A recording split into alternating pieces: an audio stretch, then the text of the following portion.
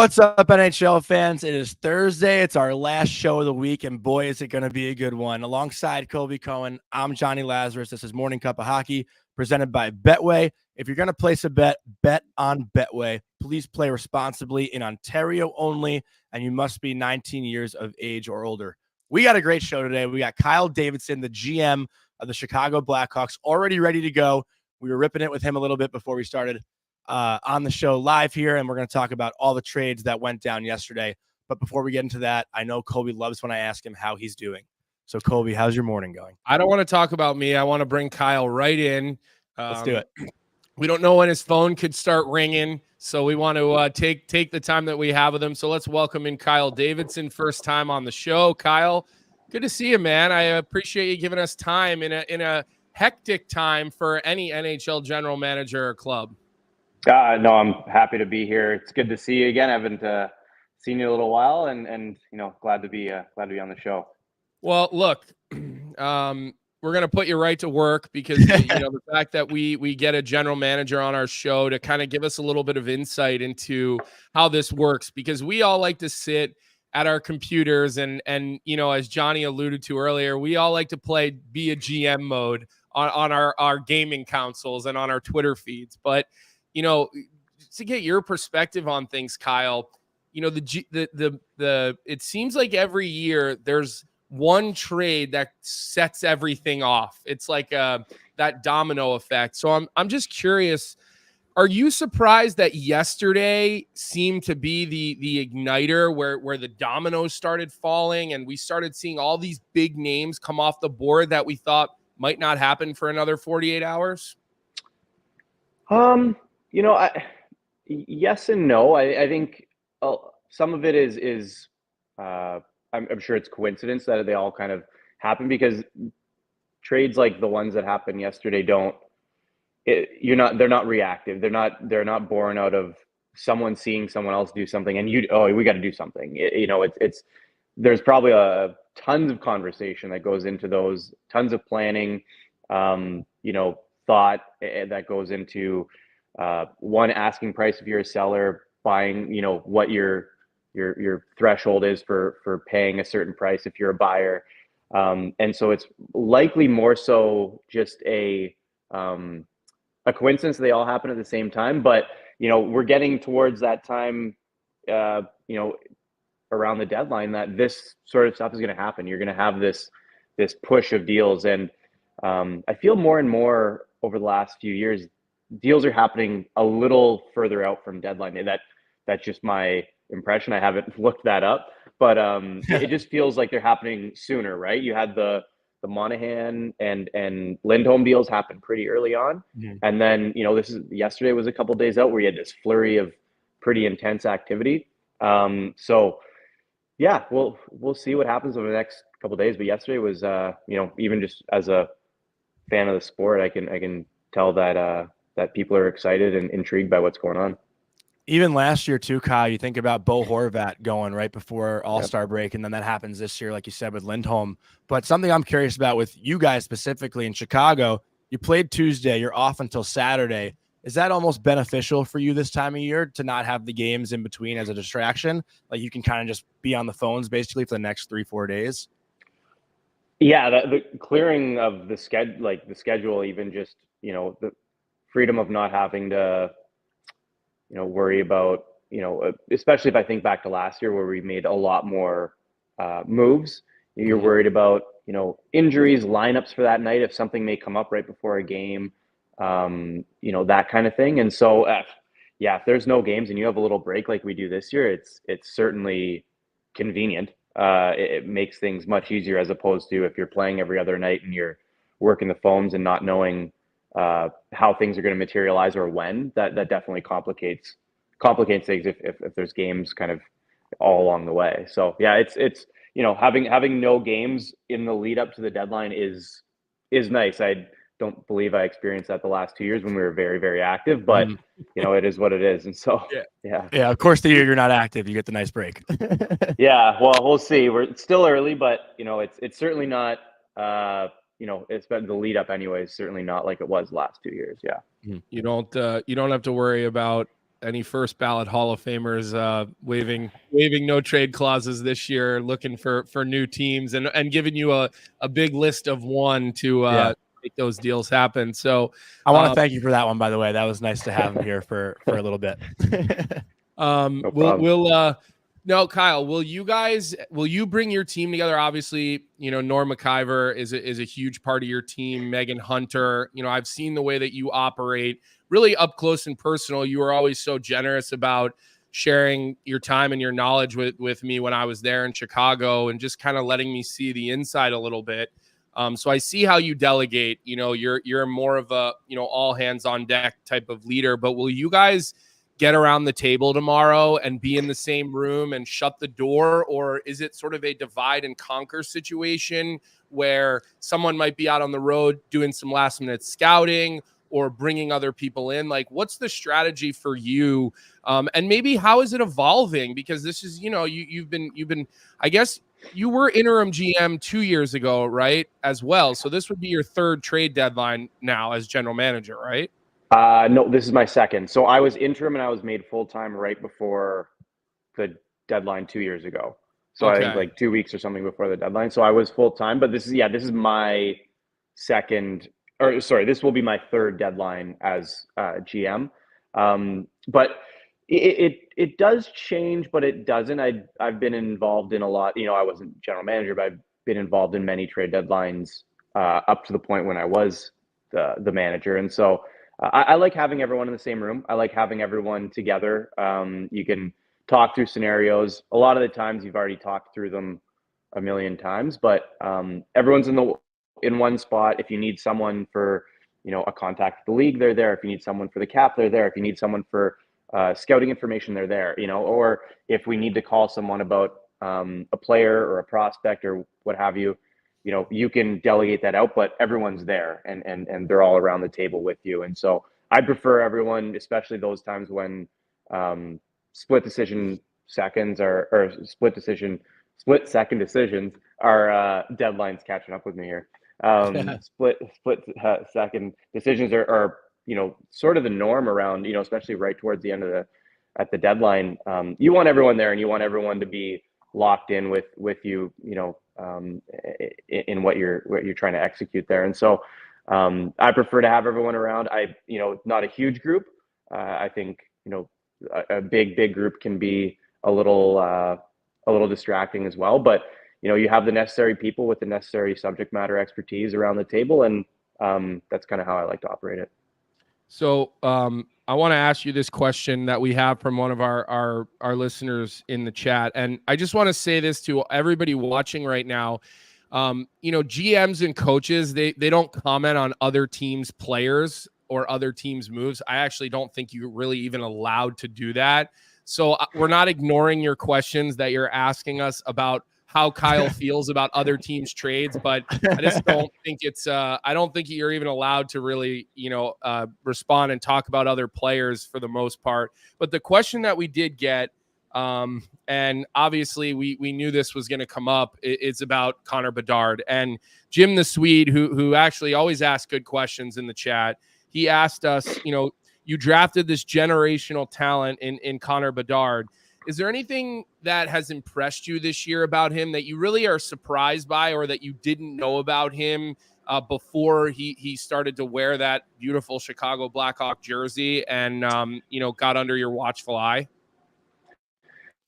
I don't know if there's anything that surprised me. It's more so, we did, obviously, as you do, a lot of work getting to know Connor and making sure we had a really good handle on who he was as a person, obviously as a player coming into the organization. But and you hear about the work, you hear about the time he puts in, but being around it, it's just when you see it, it's different than someone telling you.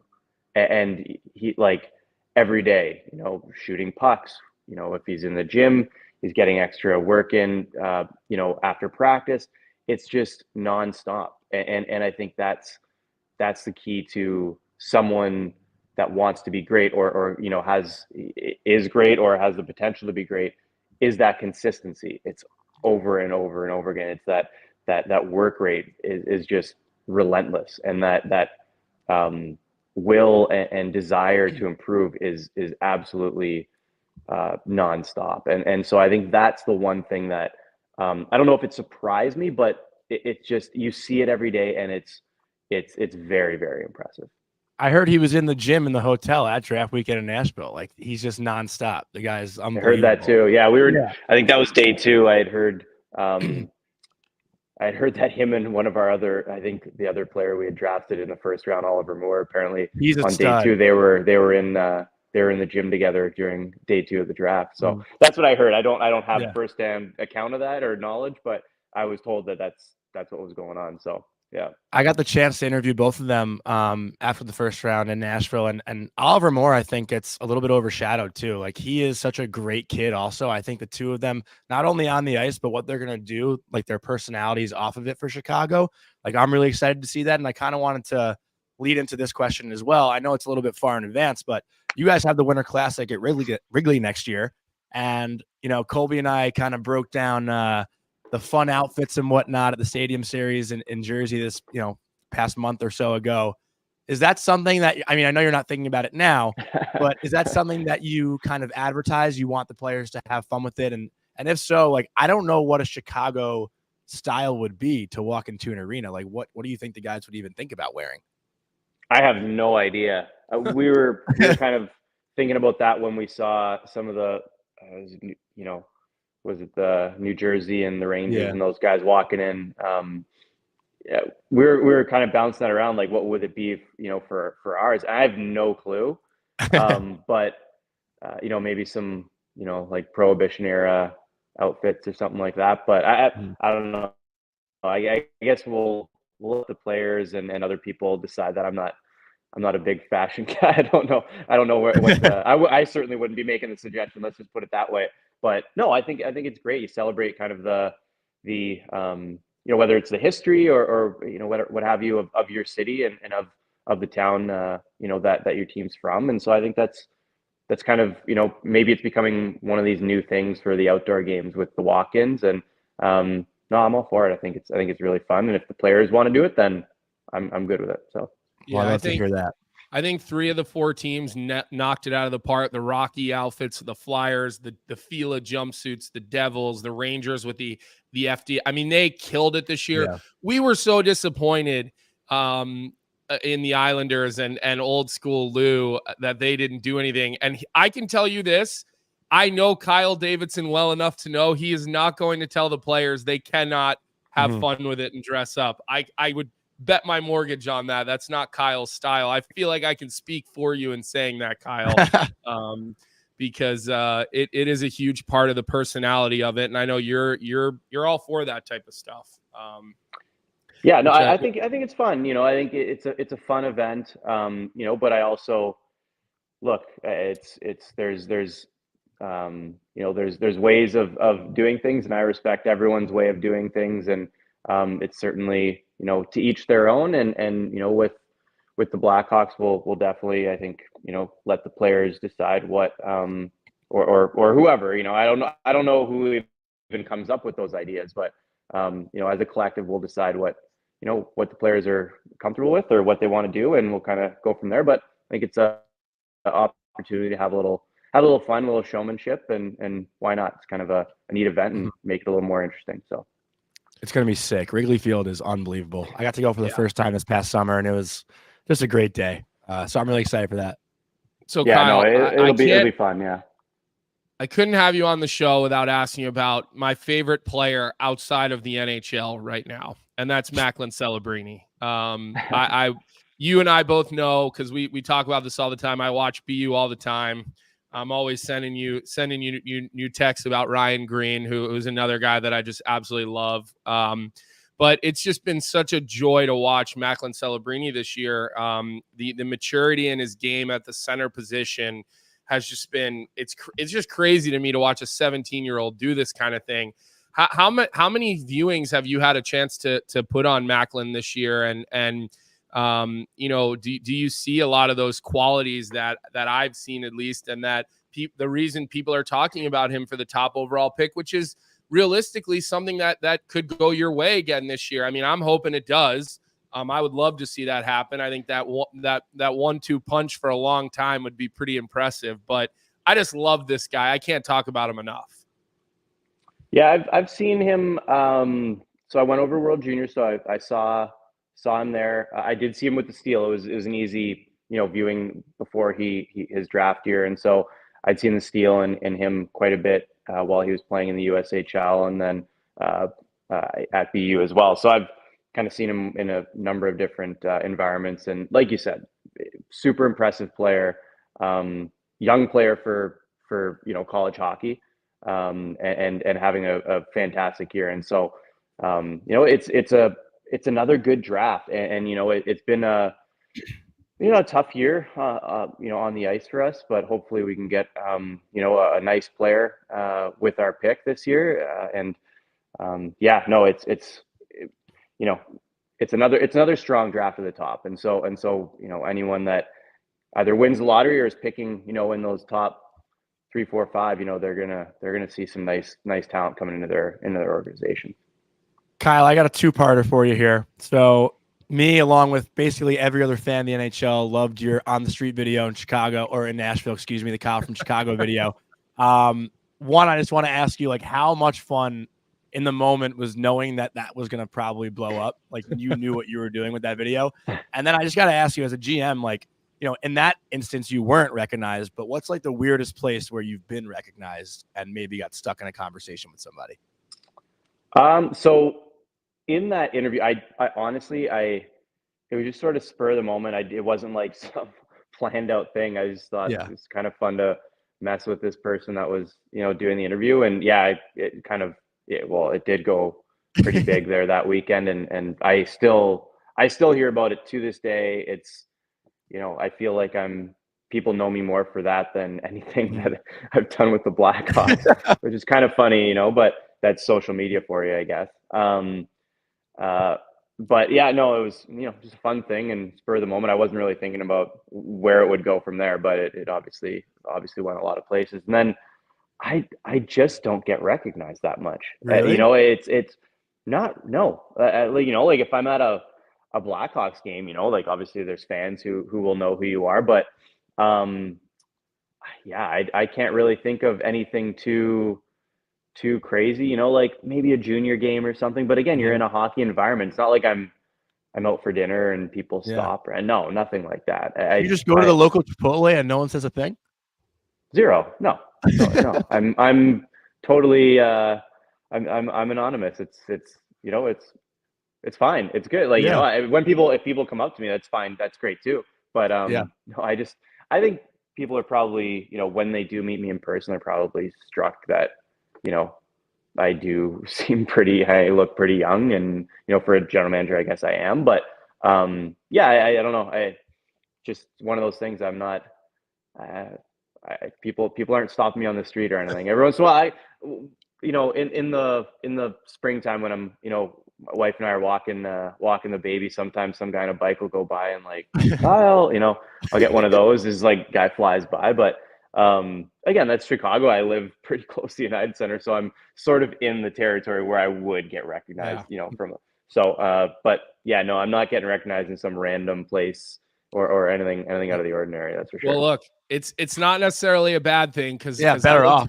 I lived in Chicago for a couple of years, and the more people started to recognize me from the TV, the less nice it got for me when I would go places that people wanted to give me their 2 cents about things that I said on TV. So I don't. I don't take it for granted at all, and it's fine by me. Again, if people want to share their thoughts, and that's their right, and that's fine too. But it just, I guess I keep a low profile, and so it's pretty quiet on my end. Well, I always feel lucky. I can go to Kyle for scouting advice, what he thinks about a player, baby advice, because he's about 6 months ahead of me on the baby scale. So he's like my baby advisor. When Sloan's not sleeping, I text him and get a timeline check in. So Kyle, before we let you go, I just want to give you the opportunity. Do you want to announce any trades that you guys maybe are making in the next few minutes? You want to break any news? I just want to give you the opportunity just in case. I can't imagine you do. but I at least want to give you the opportunity before we say goodbye. Yeah, no, nothing going on right now. So Nothing. Unfortunately, no big news for you guys live on the air, but we'll see. We'll see how it goes. You never know. The deadline's always unpredictable, and I coming into it, I projected maybe a bit of a slower year than we've seen in past years, but until that deadline hits, I guess you never really know. So we'll see. Well, we've seen this be kind of the year of the third party broker and there's been a lot of creativity. So maybe the Blackhawks will get involved in that. I know you're a creative thinker, and I know you guys have a lot of cap space to weaponize. I mean, when I talk to Blackhawks fans on social media, Kyle, like, not only is the prospect pool really coming, yeah, you drafted good players, but you see like the improvement of guys like Rinzel and Moore from semester 1 to semester 2, and Ryan Green, and all these guys are really taking these big steps that you want to see. But you also have a lot of cap space and a lot of contract flexibility timed out. And I just try to tell people, look at this from the bigger picture. I know the wins and the losses are hard right now. I get it. This is a passionate city. People love this freaking team, but from a big picture standpoint, man, the painting is on its way, and it's being done. So really appreciate your time today. Go get Gensel. Yeah, that fits right into the plan, Johnny. That fits right into it. Thanks, Kyle. We really appreciate it, and good luck in the next 48 hours with everything, and then at the draft this summer. Like I said, I'm hoping you that ping pong ball goes your way again, although many people will be angry. But I'm hoping it goes your way, man. So thanks for coming on today. We really appreciate it. Awesome. No, thanks for having me, guys. Glad to do it. And tell the boys thanks for not blasting the music if he's still here, but he's gone, I think. But wow, what an awesome get, Colby. That was great. Thank you for bringing him on. It's cool. I've never spoke to a GM before, so for me that was pretty cool to hear his perspective, and obviously everything that goes into these couple days. One thing though that I actually wanted to ask you, I was going to ask him, but it could have been too long of a question. I've been talking to people the last couple of days. Do you think the NHL trade deadline is too late in the season? I don't follow other sports so closely, but I know the NBA, it's a little bit earlier. From what I've heard, MLB and NFL, the deadline's a little bit earlier in the year. So no, when guys I don't traded, think they have more time. I don't think it's too late. And the reason for that is it gives teams more cap flexibility. We have a hard salary cap in the NHL. Mm-hmm. Other sports don't have a hard salary cap. So there's more flexibility in spending more money. The NBA has like a luxury tax. The NFL, who can figure out what their salary cap even means, because they just restructure guys' contracts on a whim. So and MLB is just like, I think you just spend as much money as you want. So I don't think that it's too late. I think that helps and gives more flexibility. But look, I see a lot of people that are really upset about Vegas, and they think like they're constantly manipulating things. Look, Mark Stone has a lacerated spleen. Okay, like anybody who knows anything about Mark Stone, he's like Patrice Bergeron. He's going to play through anything and everything injury-wise. So, look, it's they've gotten lucky a couple of years, or lucky with injury timing, whatever. It's happened, but the CBA is the CBA, and these people, they're always going to find ways around things. It's not cheating. It's the way the rules are written, and that's why we see a team like the Vegas Golden Knights being able to do exactly what they've been able to do, and let's start moving into the Noah Hanifin conversation, and let's start talking about the trades. Johnny, go ahead. What do you got? We just have a couple funny comments in the chat. Jim the Swede said, if the Hawks win the draft lottery, they should do their walk into the outdoor game as ping pong balls, the number ones. That's pretty funny. That would be pretty good. And then Tony B said, yes, it's late. Maybe gives more cap flexibility, but also throws a wrench in the system right before playoffs, which I kind of agree with. Yeah, but look at how much we're talking and following and watching right now. Like, there's suspense. No, but I'm just saying, like players get like 18 games with their new team before the playoffs. It's like not that much. But that's where strategy comes into place. That's where you don't want to add Kane and Tarasenko right before the trade deadline and completely blow up your entire offensive roster and power play. So That Not to make it personal, but yeah, okay. Well, I mean, it's not you. You didn't make those trades. Chris Drury made those trades. Yeah. Or maybe Jim Dolan made those trades. So, look, this is the world we live in. These are the rules. Play by the rules. Use LTIR. Do what you got to do. And let's see some moves. But let's go right into the biggest move yesterday that surprised everyone, but shouldn't. Okay, because the Vegas Golden Knights, they did not like the way they played against the Columbus Blue Jackets the other day. And boy, are they doing something about it. I mean, they go out, they land Noah Hanifin, who's just, makes that defensive core unbelievable. Hanifin, Pietrangelo, McNabb, Theodore, Haig. I know Martinez is injured right now. It's an unbelievable defensive group in Las Vegas, but the comedy that came with it on social media yesterday, Johnny, pretty good, huh? It was unreal. And I just want to read out the full trade details per Frank Saravalli. To Vegas, Noah Hanifin, 75% of it retained and going to Calgary is a conditional 2025 first round pick. Daniil Miramonov, a conditional third round pick on top of that. Then to the Flyers, a 2024 fifth round pick. And with these conditions, they are in 2025, it's a first unless Vegas trades it this deadline. Then it would be 2026. And another condition is the third upgrades to a second if Vegas wins one round in 2024. So there's a lot that goes into these trades. But Colby, to your point, with social media last night, our tweet of the night is in regard to the Noah Hanifin trade, because I saw this video last night and I was cracking up, but this is our Tim Hortons tweet of the night. Roll Up to Win is back for Tim's 60th anniversary. Celebrate our big year with some big prizes, an all-electric Volkswagen ID4, a sun-soaked Hilton getaway, and cash with a daily jackpot of $10,000. Play today on the Tim's app. So here is last night's Tim tweet of the night. Frank tweeted the details. Against the update, not definitive, but it sounds like teams are in the mix like Carolina, Florida, Rangers, Vancouver, and Vegas. Unless something changes, belief is Florida and Vancouver may have made a strong push, but don't have the goods to pull it off.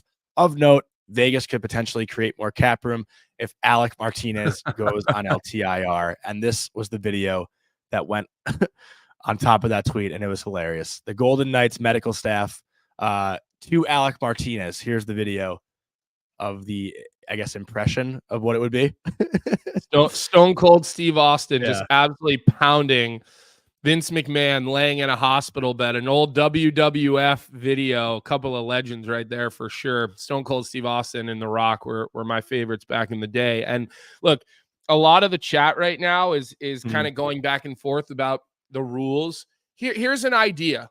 And I'm not even sure that I love this idea, because I don't really have an issue with any of this. The reality is you give me a CBA, smart people will find loopholes. That's in any walk of life. You put out the U.S. tax code, good accountants will find loopholes. It doesn't matter, right? Lawyers do it every day in their cases. My brother's a lawyer. That's all they do is look for loopholes, okay? But here's one idea that I have that maybe would satisfy some people. You put guys on LTIR, no problem. Spend the money. We want teams to make trades, change star players. This is all good. Maybe for the playoffs, maybe you have to every night for your game roster be cap compliant at a certain number. Like your 18 skaters that play in the playoff game have to come in under whatever the number is, 85 million, 86 million, whatever the number is. I'm not saying your roster has to be cap compliant. I'm saying your roster, your lineup has to be cap compliant. So you can go out and find all these players, but you still have to come in under the cap. I wonder though, like, will that force GMs to make decisions of playing like 11-7 or playing one forward short because they want to have their heavy? I don't know. I'm just saying maybe that's some alleyway that they could explore to have people, to have lineups be the way that they are. But again, at the end of the day, the rules are written how the rules are. I got no problem with what Vegas is doing. I like it. I love it. They don't give a shit. But it's also like, about it's tomorrow. not like they want to do this or plan to Mark do this. Stone is their captain. Yeah. But they don't give a shit about tomorrow. They want to win a cup every single year. Yeah. And honestly, should. I love it. They don't. Yeah. They said last night they've traded away a future first. Well, they still have their 24 and 25 first round picks, Vegas. They want to trade those too. So I love it. I truly love what they're doing, how aggressive they're doing it, and you know how they're looking at these things, because it's good for the game. Yeah, and DB in the chat said, why should a team be penalized for long-term injuries? They use their cap at the beginning of the season to put the best team on the ice. Should they have to potentially miss the playoffs because they lost $14 million worth of players they can't replace? No, they shouldn't. It's a great point. It's a good point. It's a great point. It is a good point. All right, so let's keep moving our way down some of these trades. I just also want to address, I saw off the top, we had a lot of Danny Briere love going on in the chat. I think people are pretty happy. The one thing I saw was bring Chychrun today, Danny B. Let me just address that really quickly. The Flyers are not adding Jacob Chychrun today. That was a bad rumor that got started on social media yesterday. I didn't even see that.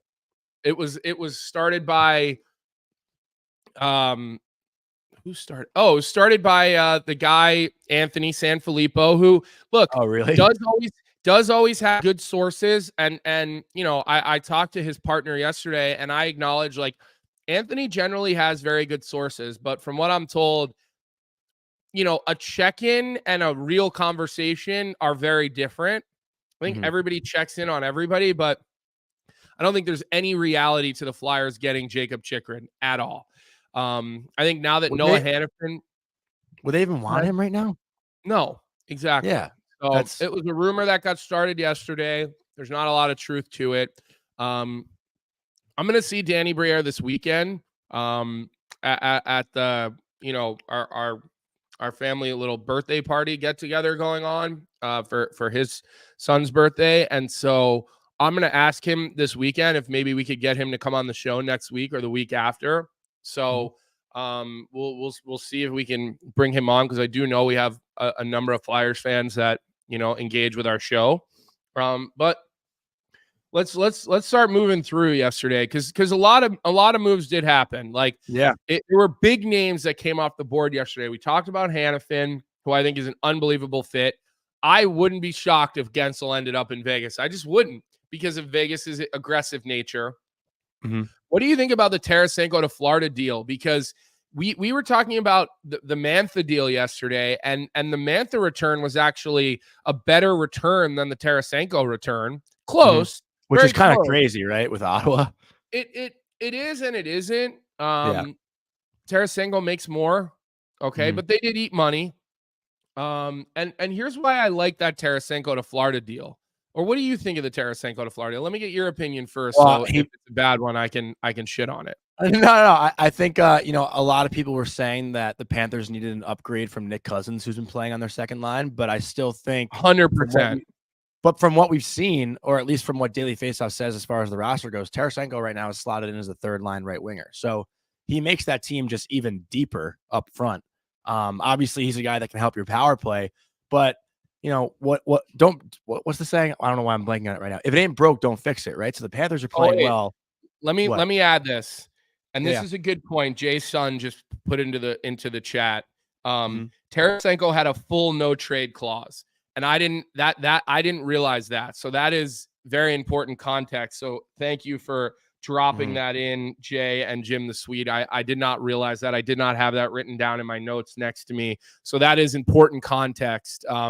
Because when there's no leverage for a general manager, you're not going to get the same return. So go ahead, keep going. Sorry. Okay, so I guess basically it was Florida or nowhere, and I guess DFO updated it, so now Tarasenko's on the second line. Yesterday when I looked, he was on the third line. But listen, how often does a player get traded? They have an idea where they want to put him. They play a few games, it doesn't work. The bottom line is, okay, and Craig Berube said this.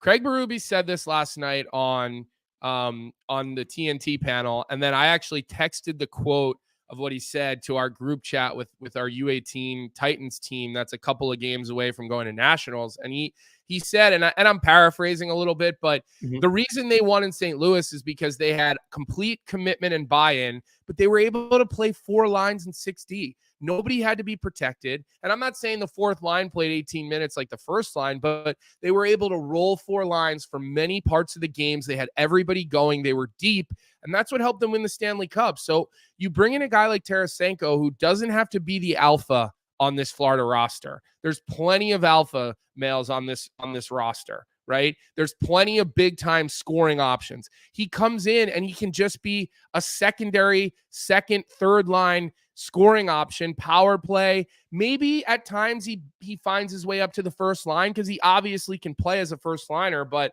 I loved the move. I thought it made a lot of sense. Like, I think Mantha going where he does and Tarasenko going to Florida, like those make a lot of sense to me. They really do. The way those players can fit in those systems and in those rosters. So I liked the Tarasenko trade. Yeah, I mean, I don't know.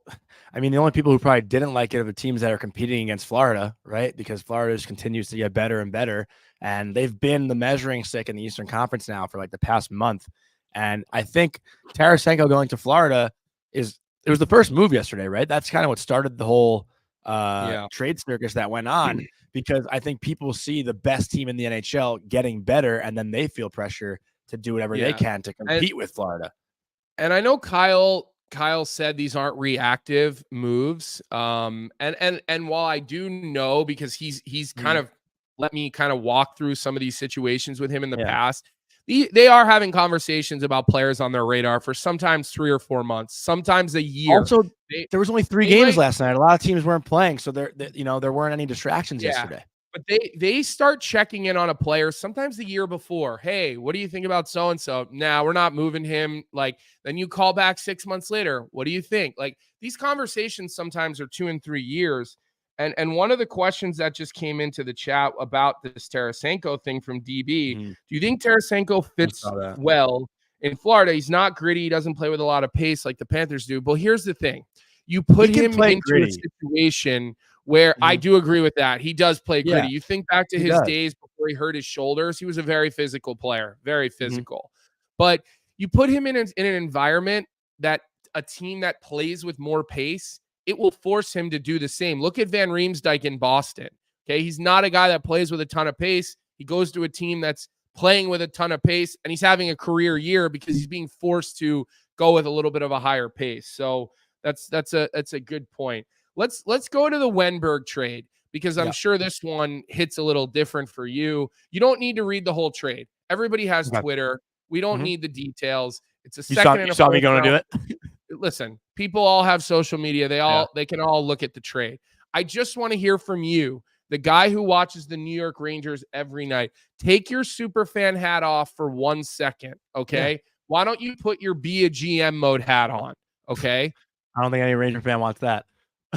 What did you think of the Wennberg deal? And do you think that makes the New York Rangers a better team and give them a better chance with Florida? Yeah, it makes them a better team, but does it move the needle? No. I still think they need maybe 1 or even 2 more moves to become, okay, what kind of moves?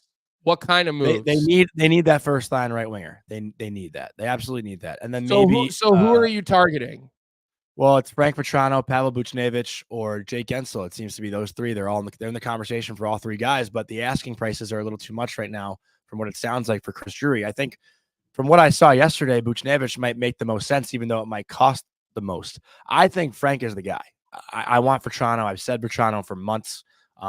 You look at 3 players, all 3 players, and I don't want to get away from Wennberg. I think Wennberg is a good ad. The Rangers needed that third line center because as much as I love Jonny Lazarus, guy too. He's very versatile. He can score goals. I called a number of games when I was in Chicago against Seattle. We'd see them more often than I probably ever would living on the East Coast. Like, he's a very even in Columbus guy. Even going in Columbus, to Columbus, he was great.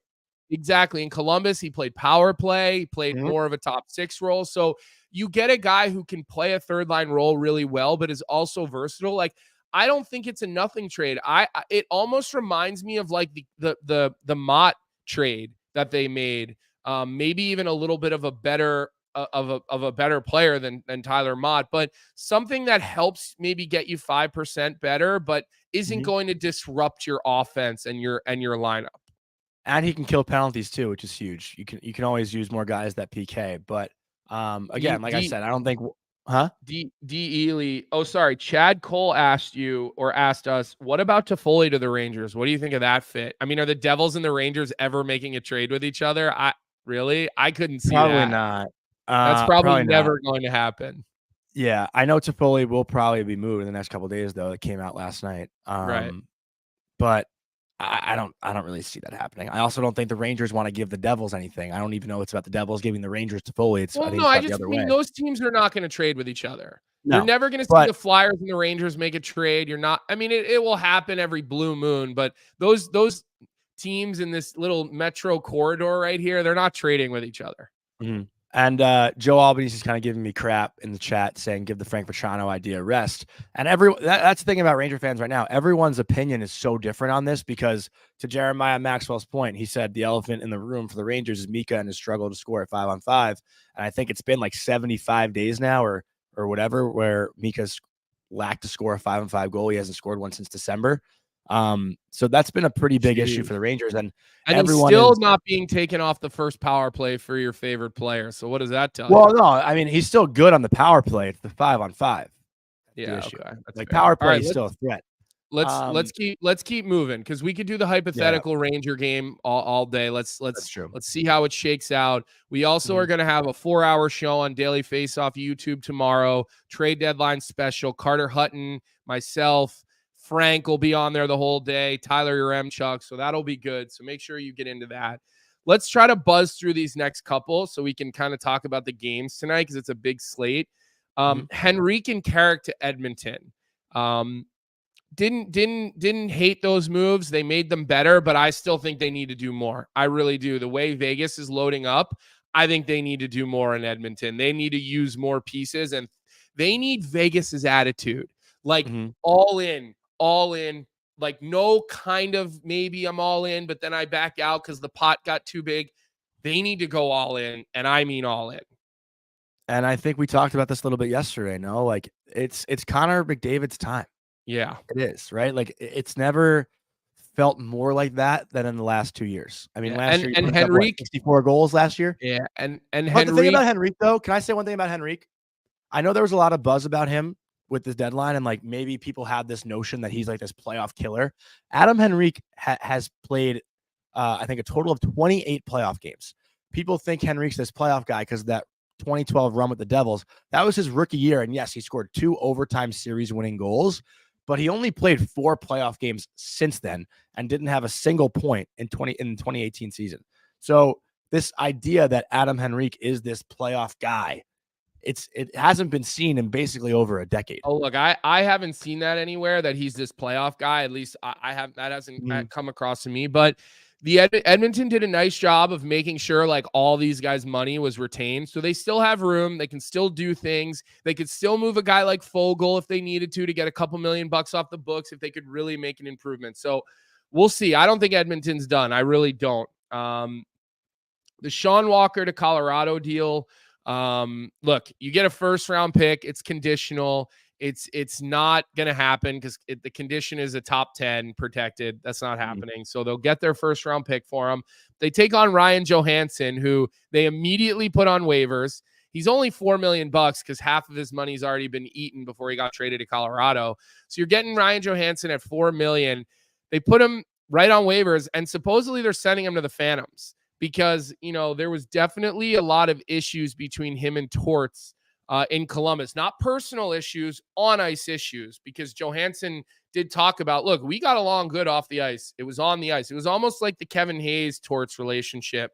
Didn't see eye to eye on the ice, but a lot of respect off the ice. So I thought Danny Briere did an amazing job of getting a first round pick for Walker, because look, the price on these defensemen that we thought were going to be insane, they haven't been as insane as we thought return-wise. Tanev didn't get you a first, which I didn't think he was worth.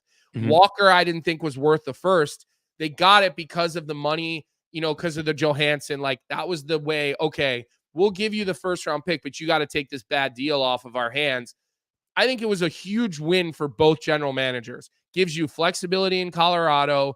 The Flyers take on a guy who's, they'll figure what out. Maybe they buy him out this summer. Who knows? $4 million buyout. The cap's going up a lot. I don't think it kills you, especially when the Flyers are rebuilding. And now the Flyers are going to have a ton of first-round draft picks over the next 3 years, which you need in a rebuild. So I thought that was a win for all sides. I really did. I agree. And then you throw in Colorado and Buffalo. I was just going there. Yeah. I figured you were. I wanted to just chime in there a little bit. But go ahead. I think every team involved came out a winner. I mean, Bowen Byram for Casey Middlestat, you rarely see a 1-for-1 in the NHL anymore. And to me, both teams benefit from this as well. I don't think Colorado's roster is updated yet on dailyfaceoff.com. So you put Middlestat right there, probably as the second line center, as opposed to Ross Colton, but remember this: Nichushkin is coming back from the assistance program. Landeskog is skating, so maybe he's a playoff player. So there's this lineup is going to look more stacked over the next couple of weeks. The only thing I would say is I had heard the Flyers were willing to trade Cutter Gauthier for Bowen Byram. And I know Cutter Gauthier is more of a I'll help you later type of player. And I know Colorado's all in to win now, but I just think like long term, Cutter Gauthier would have been a better player. I think will be a better player than Middlestat. I really do. So, they were willing to part ways with Byram for Middlestat, immediate help, but they weren't willing to part ways with Byram for Gauthier. That was just a rumor. I don't know that to be true for this like future help. So, Colorado's going to, I don't think they're done. I think they're going to continue to weaponize what they have. Yeah, and they go out last night and kick the shit out of Detroit. Cale Makar's first hat trick. I mean, have I not said this since our show started that the West runs through Colorado? Like that team to me is just, they're so hard to just keep up with. The only question mark that I have with Colorado is Georgiev. Now they do have a phenomenal decor that can like make up for that, but I just don't trust Georgiev. And honestly, like I don't hear great things about him. I don't hear good things about his work ethic. I don't hear good things about the way he is with his teammates.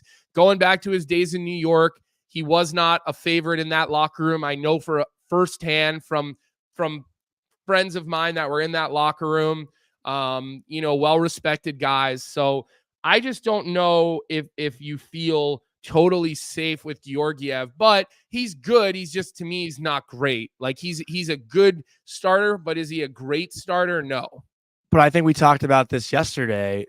Like, is it not essentially the same kind of thing as Darcy Kemper, right? Like you just need a guy who's going to make, you don't need to make every save. Agreed. Just make these saves. Just make these saves. I agree. Colorado can score 4 goals a night. Yeah. So it could work. So look, it's been fun so far with these moves. We got to talk about Buffalo's blue line, though, going forward. I mean, Dahlin, Power, and Byram now, like 3 years from now, Buffalo could have the best defensive core in the NHL. Yeah. Is that a crazy statement? Shitload of young talent, a lot of lefties. But Samuelson as well. Samuelson's another lefty. A lot of young talent. I wouldn't be shocked if they moved one of those guys today. Really? Just to grab, another forward, maybe someone they think for the future. I don't know. Maybe it doesn't happen until the summer, but they do have a little bit of a log jam now on the back end. But I do agree. It was a good, in my opinion, a really good move for Kevin Adams. I give him full marks on that. And I know Matt Larkin will be doing draft grades tomorrow during the DFO, super trade show. So, it'll be good. So the names on the board left, Johnny, are Gensel, Riley Smith, Buchnevich, Pacioretty, Dowd, Vetrano, Chikrin, Dumba, Zucker, Edmondson. They're all still available. Plus, guys we're not thinking about. Nobody thought Bowen Byram and Casey Middlestat were going 1-for-1 yesterday. So there could be more of that. Look, I have a little Twitter update here. Go ahead. Our friend Emily Kaplan 45 minutes ago put out a column saying the latest on Jake Gensel, who should find out his new home today. And Vince Mercogliano, who does a great job covering the Rangers, said he kind of like paraphrased what Emily said. Gensel is at the top of the Rangers list, and Vetrano is number 2. Emily said at the end of her column that the Ducks offered Henrique Ambatrano for Kakko and a first, and the Rangers said no. So that's interesting. So I just wanted to add that because I know we were going to talk about Gensel and Petrano. So it looks like the Rangers are going after those two guys. Yeah, well, we'll see what happens today. I mean, I think there'll be more action today for sure. I'm sure the noon show DFO Live will have more updates, so make sure you're tuning into DFO Live today. Obviously, keep an eye on Frank's social media as to what he has going on. So there's a big excuse me. Go ahead, start taking us through the games here, Johnny. Yeah, we got a big slate of games tonight. 12 different games, packed Thursday night. We got Crosby and Ovechkin going at it. I know we're going to talk about that game a little bit later. Toronto and Boston, another great matchup. Philly and Florida. The Flyers are starting to slip. The Islanders are still getting hot. The Islanders are going to catch them eventually. So this is a big game for Philadelphia. They're in Florida, and we should see. I'll tell you right now. What? They're making me nervous. The Islanders? No. The Flyers are making me nervous. Yeah. They're making me nervous. But the one good thing, and I saw someone message this to the chat earlier, and I forget who it was, and it's pretty far up. So excuse me for not giving you your shout out. Someone asked if Konechny was done for the year. My understanding is you might see Travis Konechny tonight. I think he's probably a game time decision, but he did practice the last day or two without with a regular jersey, ditched the non-contact jersey. So I think Travis Konechny is going to be back playing. I don't think they're just going to sit him and rest him for the year. I do think Drysdale and Ristolainen will be out a little bit longer term. So not to cut you off, but I saw that earlier. It's a good ad. It's an important game for the Flyers. Like, they need points because the Islanders are hot. They're playing well. They're defending well. They're getting, good goaltending. So Florida's won 11 of their last 12, I think, too, though. So it's a tough task for the Flyers. Oh, it's a hard game. But the Flyers have raised their game against the elite teams this year. They have. They've beaten Colorado. They've beaten Tampa. Not that I'm calling Tampa an elite team this year. But I'm just saying the big groups, they have raised their game against this season. How about Colby Cohen letting the E word fly yesterday? No, that would be Colby Armstrong. Colby Armstrong. Oh my God. And you didn't say my name properly yet again. So how about Armstrong? Look, while we're going through the games, we finally that just made you so mad. Our betting expert, I don't know if you could call him our betting expert, but our producer and our betting extraordinaire Vic did cash in the win last night with the Austin Matthews anytime goal. So let's get to our Betway bet of the day. Must be 19 years of age or older, Ontario only. And as I always try to convey, please bet responsibly. Be smart with this kind of thing. Have fun, but be smart with it. So let's bring in our bettor, Vic. He's got his Matthews jersey right behind him. He got that Austin Matthews anytime goal. He texted me right before overtime started and said, We're good. We're going to win this bet. We got this. I have faith in Matthews to score in overtime. And hey, he came through for you. Your guy came through for you. But let me ask you, Vic, who are you looking at tonight? Which game? What's our safe bet? How are we making money from Betway in our games tonight? All right. Well, first of all, I was in the building as well. So that was it was a little bit more sweaty for me because I was watching it, but that was fun. Today, we're going another safe guy, another guy you could always count on throughout his entire career. Today, we're going with Sidney Crosby to get an anytime goal. They're taking on Alex Ovechkin and the Washington Capitals.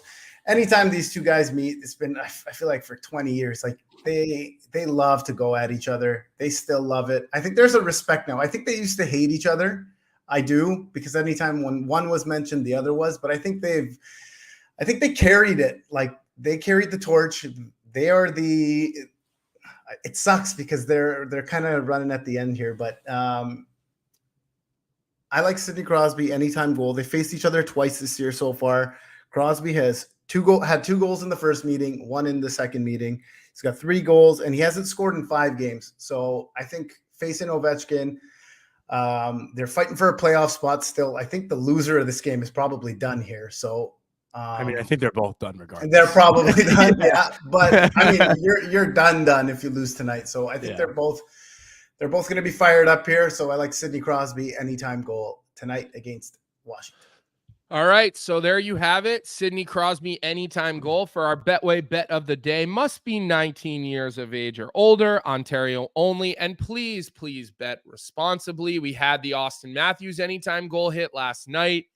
Tonight, we're looking for that Sidney Crosby anytime goal. And just to stay on the theme, on NHL Network yesterday, Catherine Tappan picked Willie Nylander for an anytime goal. I just so happened to be watching. It's great to see Catherine back on NHL Network. I think that's a voice and a personality that I think all hockey fans have missed since we lost her to football for a while. But I texted her and I said, Willie Nylander, anytime goal, you're 1 for 1. After she admitted, I'm not a bettor. I don't usually do this. She's already picked more bets correct than you have all season, and she's only been doing it for 24 hours, Johnny. So another person who is already doing things better than you. The other thing that I want to mention about that Washington-Toronto game, the Washington Pitt game, I wonder if Pacioretty will sit out or if he'll play.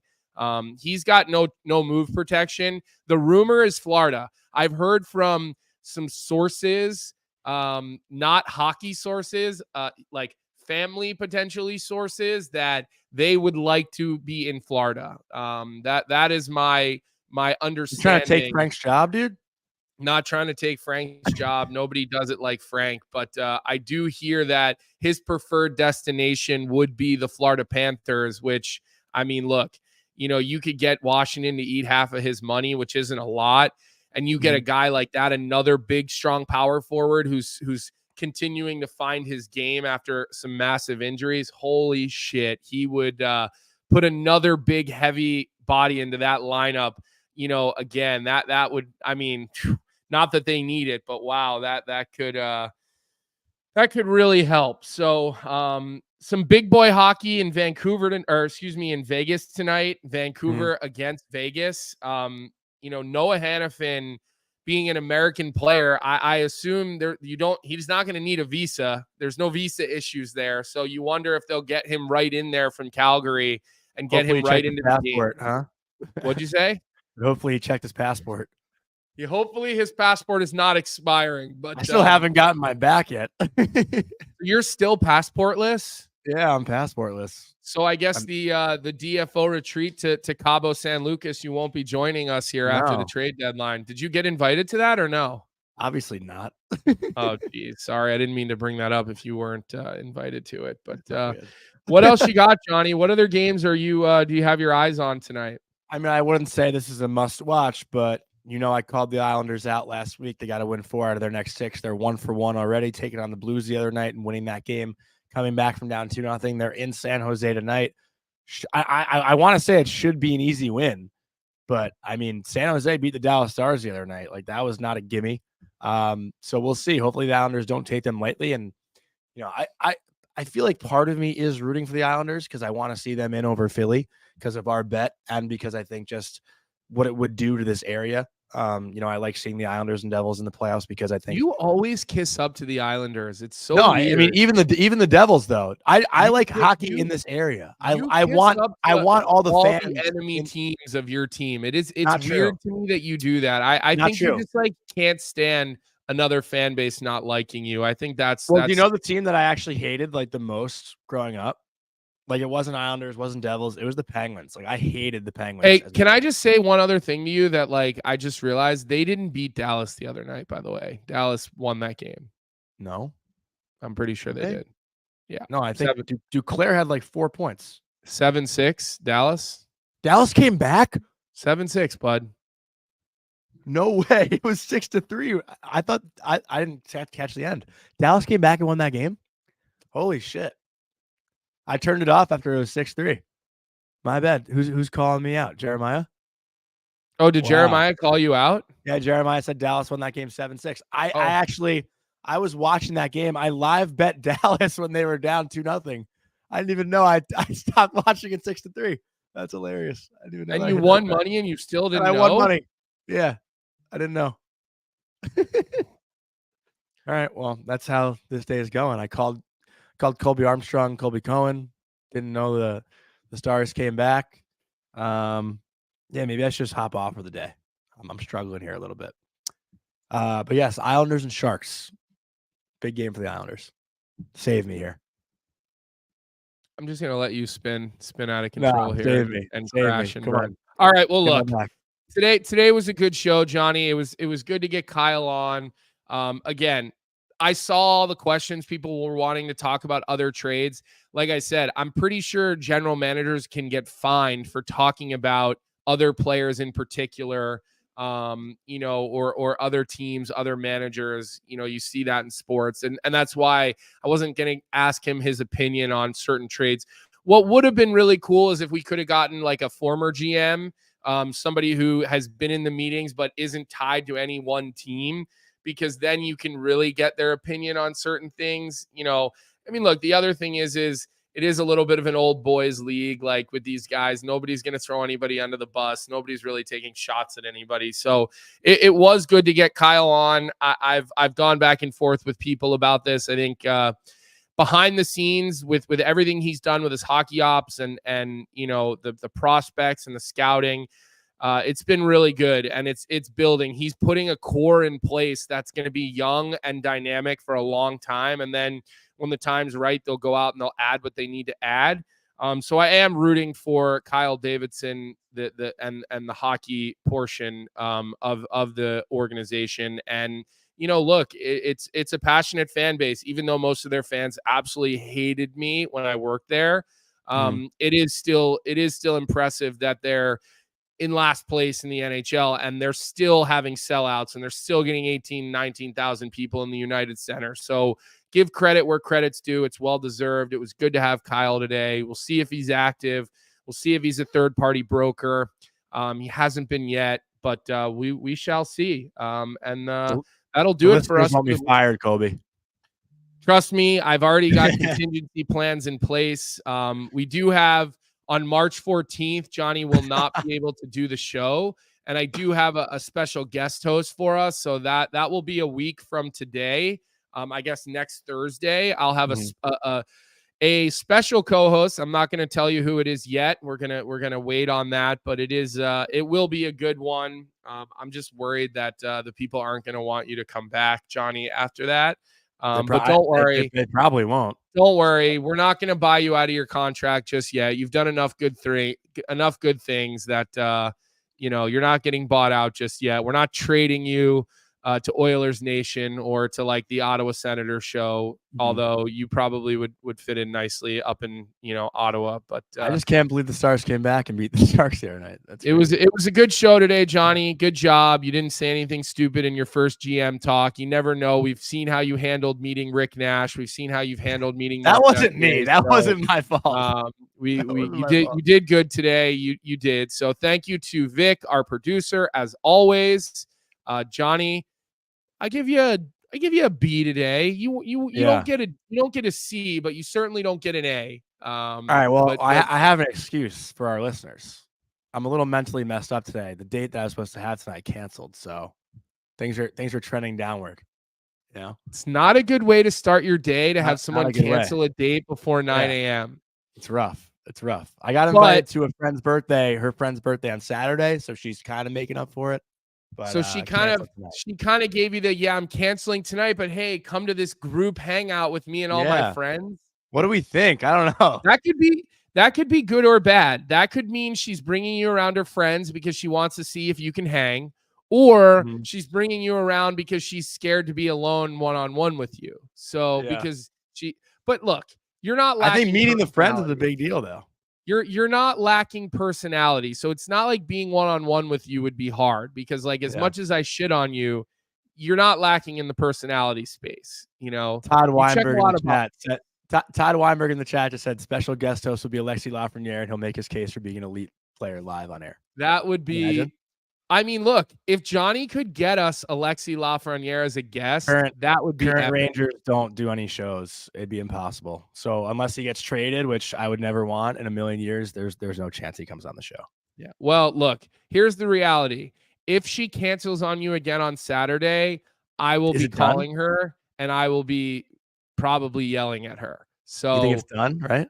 I mean, if she cancels on you on Saturday, it's probably done. But here's the reality. It's like I can pick on you, but if someone else picks on you, it's a problem for me. I agree. So you'll keep me in the loop about that. I will be reaching out on your behalf as your representative if she pulls some shit again. And that's all we got for today. So again, we appreciate the questions in the chat. You guys were great today. Don't forget to catch our show tomorrow on the DFO. It goes from 11 to past 3 p.m. Ton of good personalities on that show. If the Rangers do anything, we will bring Johnny in. We'll have Frank breaking everything live. Good job today, Vic. Hopefully you picked us another winner. Our Betway bet of the day, again, it was for Crosby to get an anytime goal. I think that's a safe bet against Washington. He always ups his game. Thanks for listening. We will see everybody next week. Cheers. What's up, hockey fans? If you enjoyed that video, then you need to be hitting the subscribe button right here at Daily Faceoff. Exclusive interviews and analysis from our hockey insider Frank Saravalli, fantasy updates from Brock Sagan, and a daily live show at noon Eastern, Monday through Friday. You don't want to miss any of the fantastic content, so hit that subscribe button.